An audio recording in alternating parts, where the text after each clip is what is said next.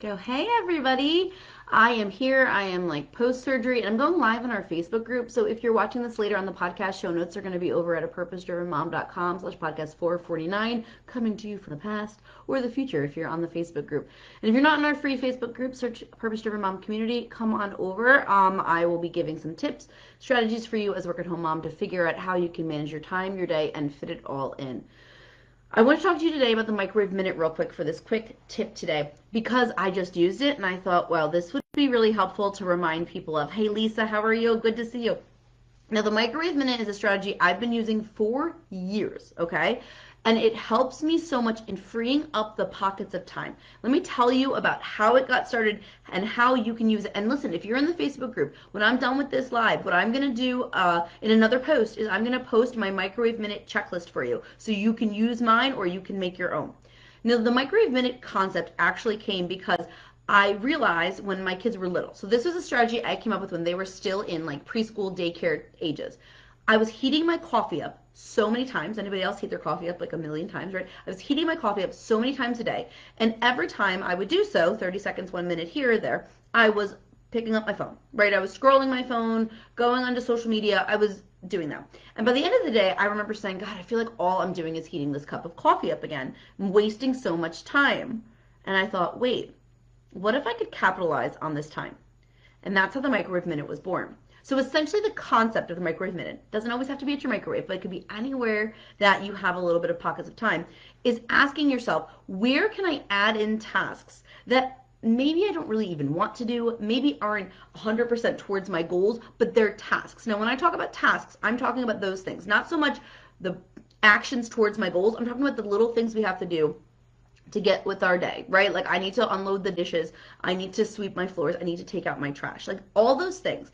And what's really great about the microwave minute is if you start to do all those little tasks, the ones that we don't really want to do, the ones that, again, do not take up a ton of time by themselves, if you start to do them in little pockets of your day in a strategy I'm going to show you in a second, you can actually free yourself up 15, 20, 30, almost an hour a day that you can then use that chunky time, that 1 hour, to do something for you, to do something towards one of your goals, to read a book, to take a walk, to do those things.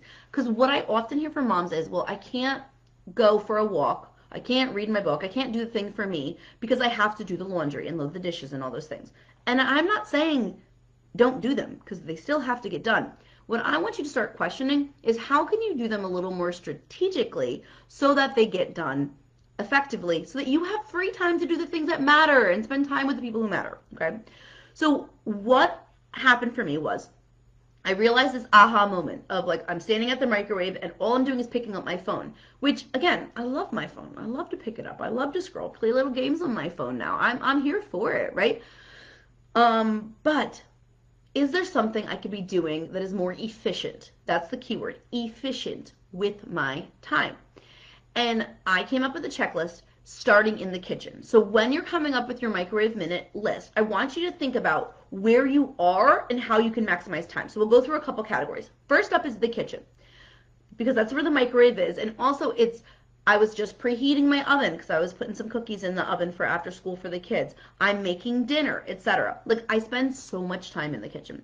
And so I asked myself the question, what are tasks that take up more of my time than I wish they took up that happen in the kitchen that I could do slowly? And I started with the dishwasher. So I made a commitment to myself, not a rule, just a commitment.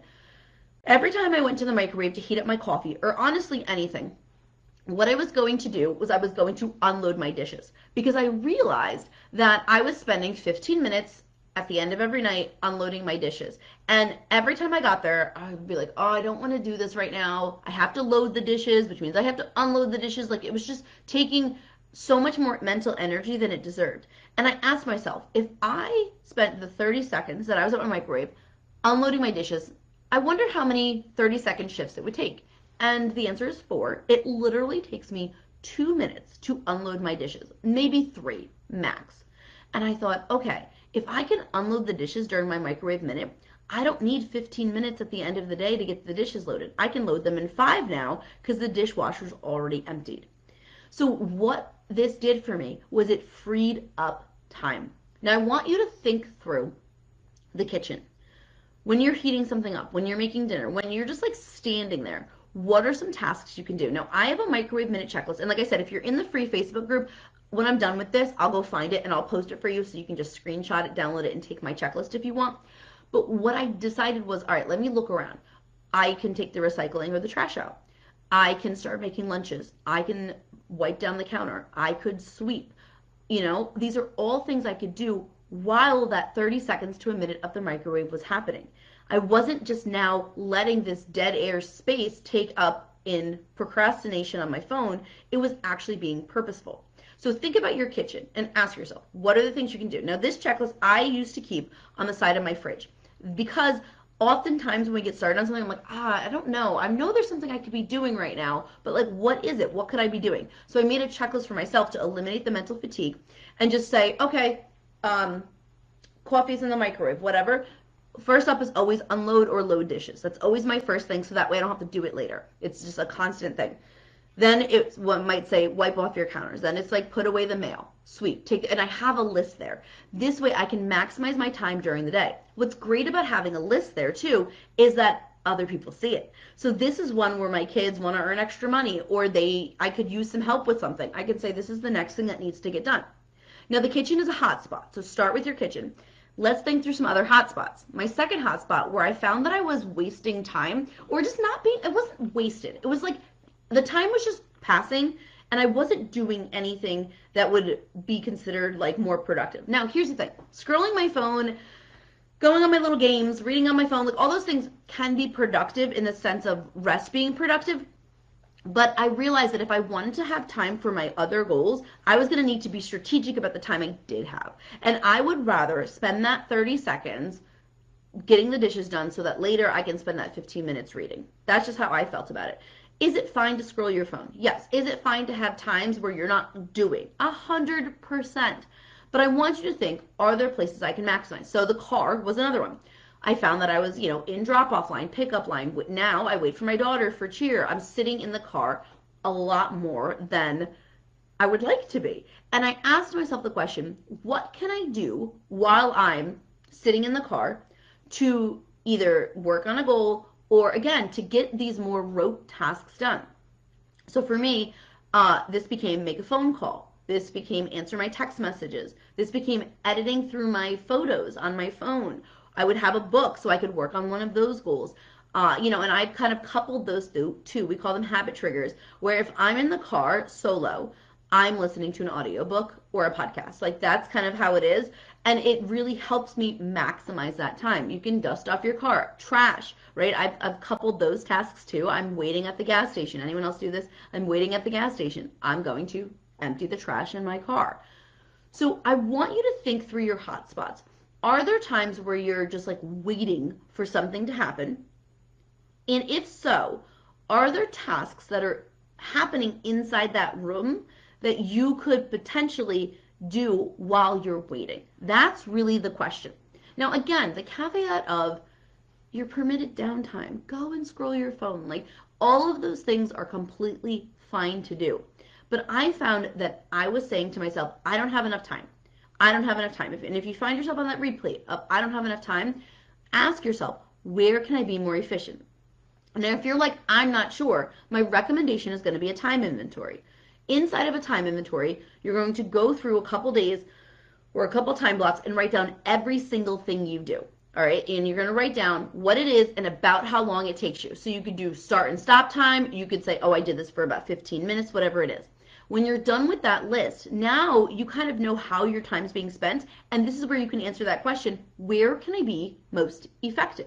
Where can I go through and say, okay, I noticed that I was taking X amount of time to fold laundry. I bet I could do it differently. Now, I don't have a big enough laundry room to make this happen, but if you have a big enough laundry room where you could fold your clothes in your laundry room, and I'm going to caveat that, I could do it in my laundry room. There's just a lot of junk on top of my dryer, so I do not have space in my laundry room. So we'll just be real here. Like if I cleaned my laundry room a little bit, decluttered it, I would have space.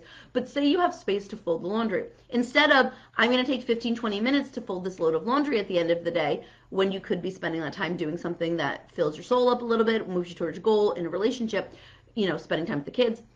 What if every time I'm near the laundry room or I walk past the laundry room, I fold a couple things. Like I keep the dryer open and I just go in and I fold a couple things and stack them on top. So then it's done.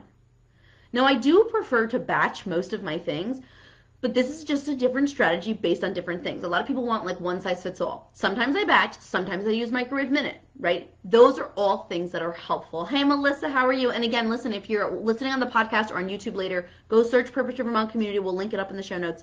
Otherwise, purposedrivenmom.com/449 will have the video in the show notes. But I'm live and I'm trying to get live in this group. I feel like I say that a lot. I'm trying to get live, all good intention. But some goals, some things work better to batching, some tasks, some work better to using a microwave minute. It just depends on how you want to customize it.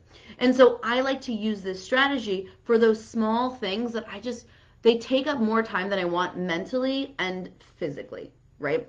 This way, you're maximizing that time. This is another just like quick tip, and that's always like I never leave a room empty-handed type of a thing. So if I'm walking from one room to another room, I'm going to look around and be like, is there something that needs to go to the trash can? Outside, to a room that I'm walking past. This is part of the microwave minute concept. It's how can I use what I'm naturally already doing, my natural path, my natural task, what I'm doing, and how can I just maximize it and tweak it 1% more? How can I just use 1% more to do a little more during that to make it easier for me later?